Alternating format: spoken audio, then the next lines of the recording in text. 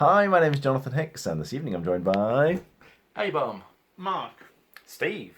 and we've just finished playing Teotihuacan, I think is how you pronounce that, and Steve is going to explain how to play.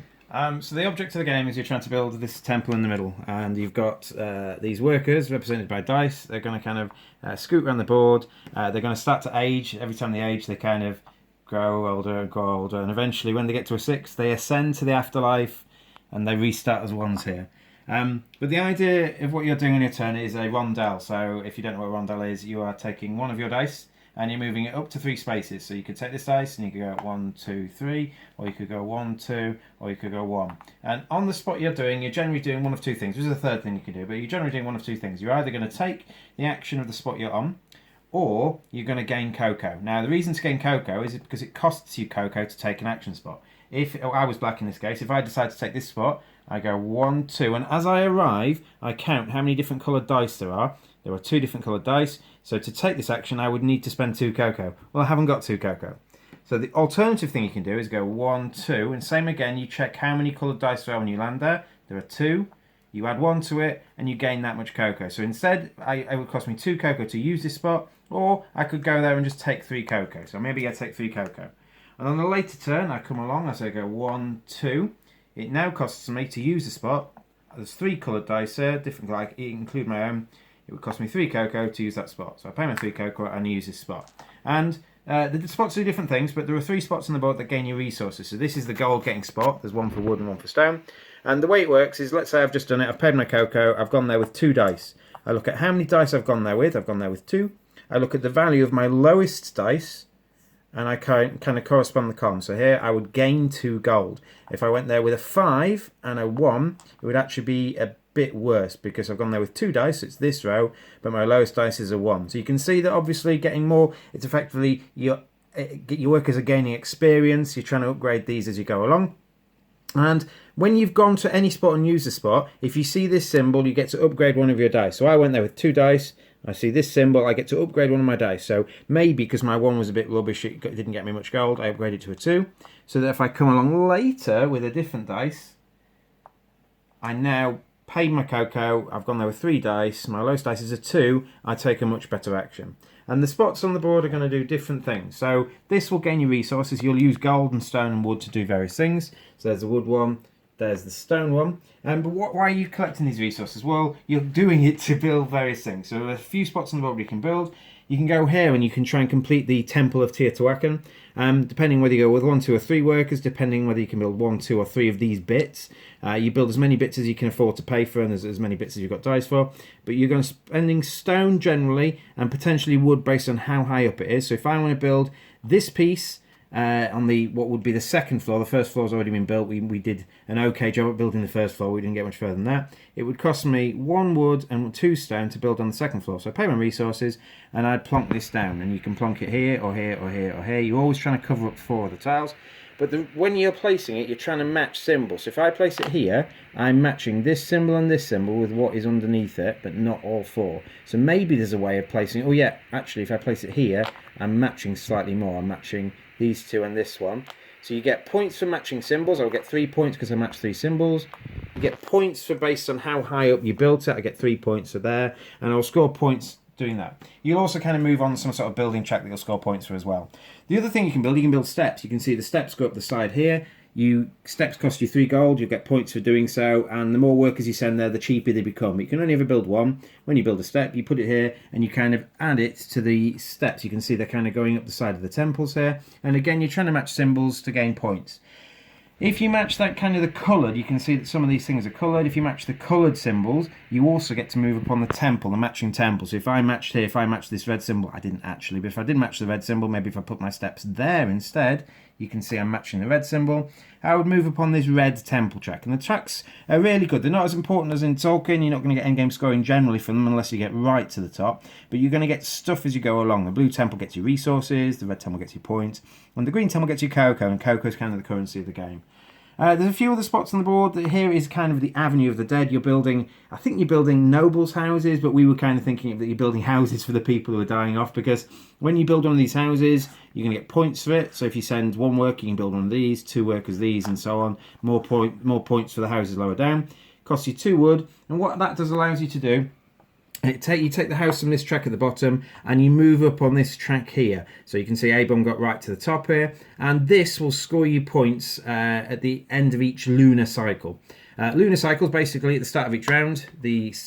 I don't know what they represent, but effectively, after everyone's had a go, you move it along. If anyone ever ascends, i.e. goes from a 6 to a 1, you move it along again. And this is going to kind of speed up the game. So near the end of the game, when everyone's ascending, their 5s are going to 6s, this is going to kind of speed round, and the round will finish when you get to here. You're effectively playing 3 rounds over the course of the game, and when it gets to here, you're going to have a little scoring after everyone's had one more go.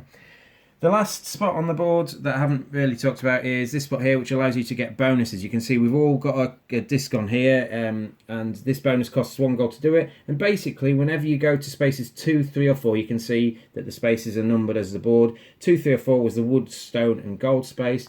You get a cocoa and a point for just using the action. So that kind of like, everyone saw how good that was. That's really good. However, because I went there last, if you go where someone else has been, the person you're kind of copying for the ability will gain 3 points. So Jonathan got there first. When Mark got there, Jonathan got 3 points. When A-bomb got there, Jonathan and Mark got 3 points. And when I got there, everyone but me got 3 points. And there's different abilities here. You can points for doing stuff, cocoa for doing stuff, and so on. And they kind of help you out through the game. There's a couple of things where you can lock your dice to take actions on the board. And then there's kind of like a set collection for masks. But at the end of the round, you're going to score points. Like a lot of these games, you're going to feed your workers, so you feed your workers, and then you're going to go score points for how much you've built in the round. Then you're going to score points for how high up you are on this track. And the nice thing is here, the more of this is done, the more houses that are built, the lower points you get. So at the end of the game, A-bomb got 9 times 1 point. But if you can see that if there's fewer houses built, A-bomb will get 9 times 2 or 9 times 3, depending on how high up that track you are. So if you're the only one doing that, you do very well. If you're the only one building, you get very far along there, you'll do very well as well. But you're going to do that like a lunar cycle 3 times. You're also going to score your masks. And at the very end of the game, the only end game score in this game is these little bits on the temple here. So if you get to these points, you can score them. Otherwise, it's the most points wins, and you're going to score the majority throughout the game. All right, thanks very much. A lot of tracks there. All right, A-bomb, what do you think? Yeah, it is a great game. Really enjoyed it.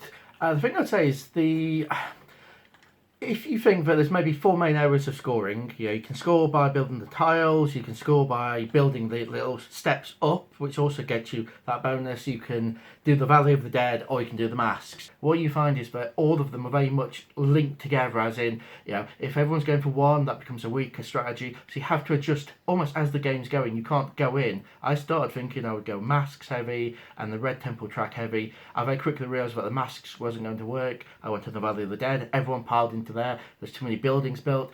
Then it's suddenly, and now I've switched to the pyramids. So you can actually adapt your strategy as the game's going on. You've got to do that as well to do well in the game. The fact that you've got this, and the fact that it changes so much when you move the tiles around. So if, for example, the stone and the wood is before or really close to where you build the tiles, that's really makes that a good strategy. If the gold was after the bit where you'd need the gold to build the steps, maybe that's not so good a strategy. Depending on what's turned up as the random tiles for how many masks are at the start of the game, really adjust what is the strategy to go for. I really love this sort of game where, there's so much to think about, so many options, there's not a set strategy to go for. I think it's fantastic. Okay, Mark. Yeah, I agree. I agree pretty much with what everyone say. It's a very strong, solid, pretty well iconographied game. I think the main thing is it's always, as everyone was saying, it's always fairly obvious what's going on at any one time.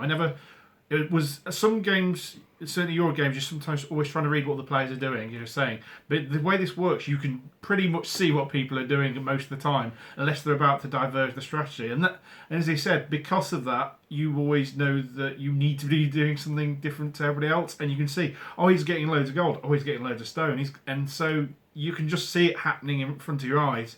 And you're always kind of just about trying to keep up with it. There's a few bonus tiles that are really handy that you can pick off the stacks that can allow you to quickly change your strategy, which I think is important. Otherwise, you can feel like you're running behind. But I like the whole rondelle thing works really well in this. It's also clean because there's only really 8 action spaces. There are a few turns where you can chain multiple things, but generally it's not as much as like some games of this type. But you do get a few where you do 2 or 3. The biggest issue I think we have playing it is just that there are a few steps through each of your goes, and you you have to make sure you do them all correctly. And when you've also got bonuses playing on that, you just don't want to get them out of order. But yeah, it's very solid.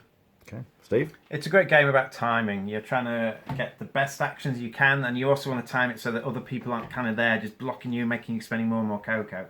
If you can go to a spot where it's just you and you go there for the first time, you get a little bit, very not much at all, then you upgrade your dice, and your second dice comes and joins your first dice, you pay only 1 cocoa because you don't have any colour there, and you kind of power up your action, and when your third dice comes along, you get loads of stuff. And if you go get a bit of gold, get a bit more gold, get lots of gold, and then you go to the space with your 3 dice, one after another, use the gold, use the gold, use the gold, you've done a really powerful thing, but you get blocked in. You can see kind of other people kind of plonking down. I wanted the bonus tile that we were all stuck on, I wanted to get that on my first turn. Everyone started there. Well, I couldn't afford to. So my very first action was gain cocoa. Then other people started piling into these places that I couldn't afford to do it. And by the time I had to then pass it, go all the way back round to it, get to the point where I could do that action, and everyone else had already done it. I'm like, oh my god, this is hard. It feels balanced. It feels like you don't have to commit to one strategy. You can do a lot of this bit. I can gain a lot of gold, build a lot of stuff, and then swap. You don't need to kind of go all in on one strategy. The temples are great. They're not like Tolkien where it's you get to the end of the game and whoever's kind of pounded the temples highest wins or does very well out of them. There's not much endgame scoring there. It's just like a continual increase of stuff you get through the game. That's really nice. What Mark said is true. We had an action earlier where someone went there with 3 dice, spent 3 gold, built a tile, matched 2 things. So he moved up on this temple, got 3 points. He got a bonus action over there, which also got him another 3 points. He went there with 3 dice, so he got to upgrade 2 things at the end. One of those ascended, so he got some points over there. He paid 3 cocoa to move up on 2 tracks when he ascended. He moved up on the Valley of the Dead when he ascended. And that's from one action. You've got all these extra things. And there isn't a very easy way to not miss something out. We spent a lot of this game kind of going back, I didn't get my point for this, or I forgot to get my cocoa for that, or I didn't realise that was cheaper or more expensive for me. And there's not an easy fix for it to me, so it has gone like that in all 3 games I've played, where it's very hard to get your head around exactly what's going on. But other than that, I think it's fantastic. Rating? 9 out of 10. Okay. I think I'd give it an 8, and I do prefer it to Zolkin. I find it less stressful and more accessible. I think it's the way to put it. Okay.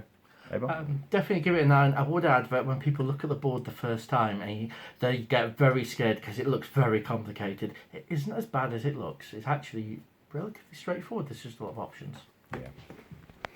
Yeah, I had a great time. At its essence, it's fairly straightforward. You get your resources, your gold, your wooden stone, you use them to build parts of the temple, and you get points for it. But there's just so many interlinking things. Lots of little actions and little tracks all over the place. There's a certain amount of engine building, which I really like, in terms of getting the special abilities, getting the extra points or the cocoa when you use certain actions. I really like that.